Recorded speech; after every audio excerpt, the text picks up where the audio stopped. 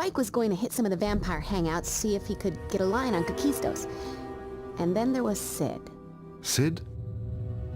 The dummy? You remember. How could you forget? Looks like Kakistos isn't the only dead guy up and walking around. And Kakistos was being all cryptic. No pun intended.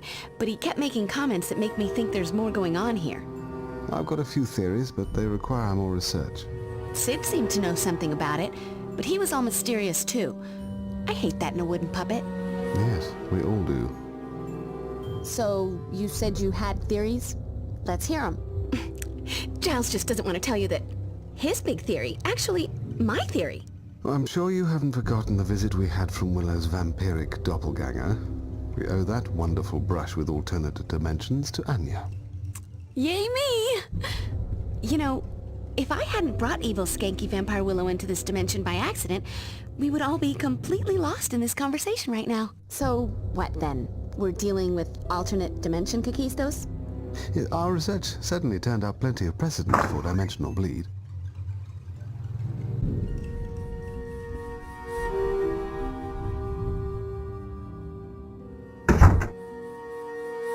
Tara, are you all right? What's happened? The old factory?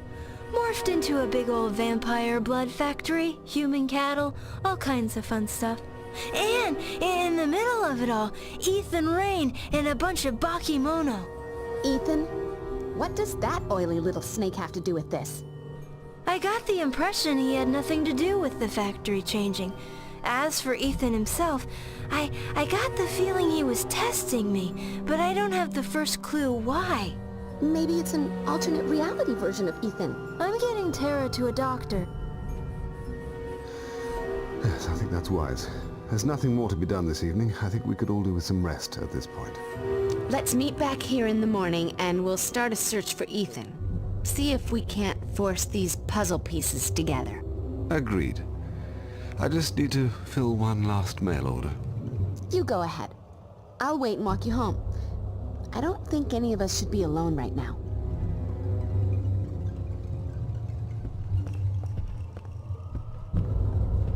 All right. I'll just be a moment. I'm not going anywhere.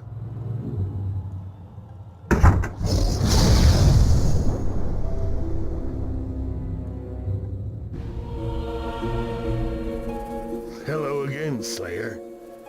Just a quick visit to satisfy my curiosity. I've been wondering, you see, how well you would function without your watcher.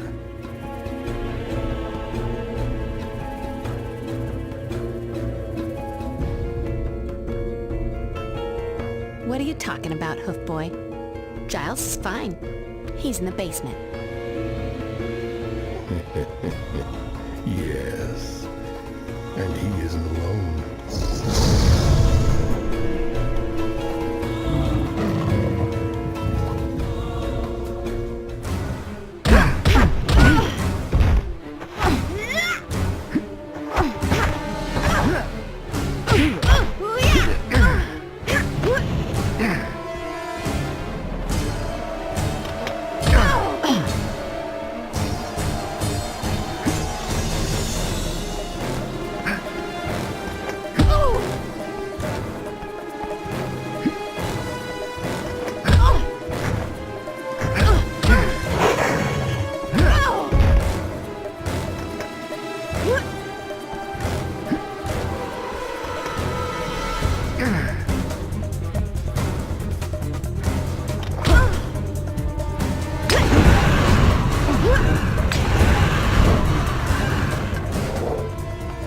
Holy water.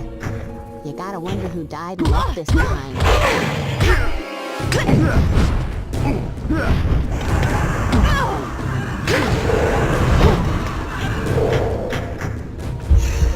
You look familiar. Have we met? Sharp, pointy. I think I'm in love.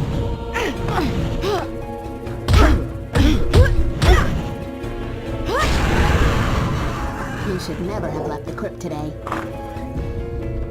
Ouch! Hot potato.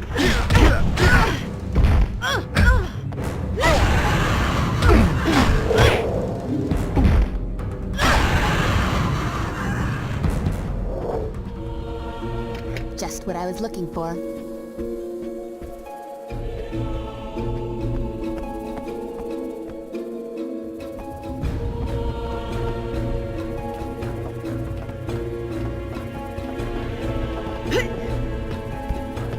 One of Giles' magic books. Don't feel like carrying this around.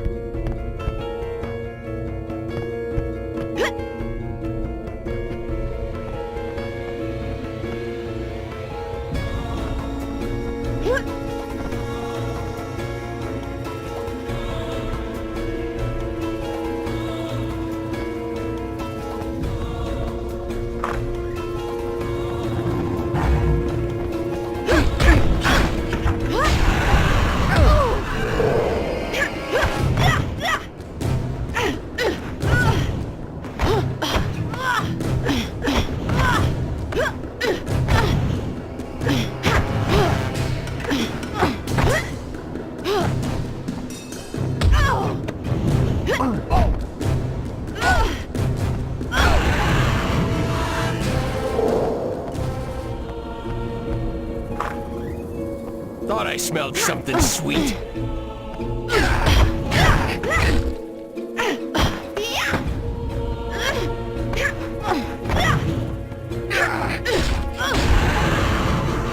Hold your applause. Ask and you shall receive. And sometimes, even when you don't ask.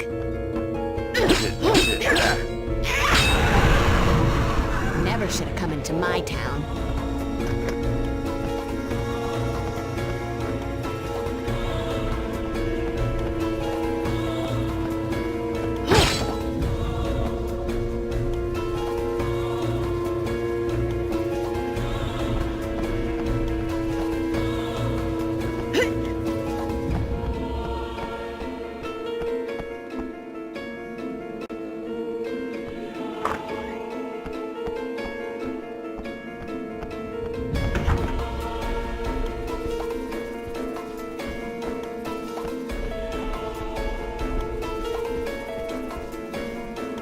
I can't leave the shop. I need to rescue Giles. Mom always said my natural charisma would open doors. Just not this one.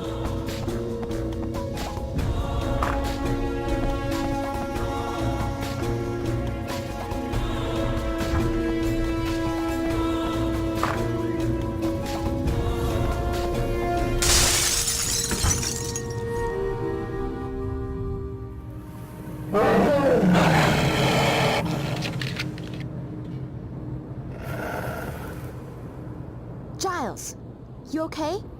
Did they ruffle your tweed? Bit worse for the wear, but I'll survive.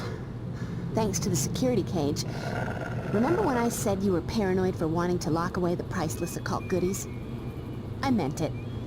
But here's a big yay for your paranoia. I nearly didn't make it into the cage in time. It took some powerful magic to bring those gargoyles to life. So now what? These stone uglies seem pretty unkillable. The gargoyles aren't like demons or vampires. Certain magics are required to revert them to their natural state. I don't know the spell offhand, but if you can get out into the store and retrieve my copy of Bebo's Compendium of Gorgons and Stone Demons, I should be able to figure it out. Great. It would have been much too easy if that was one of the books valuable enough to keep in here.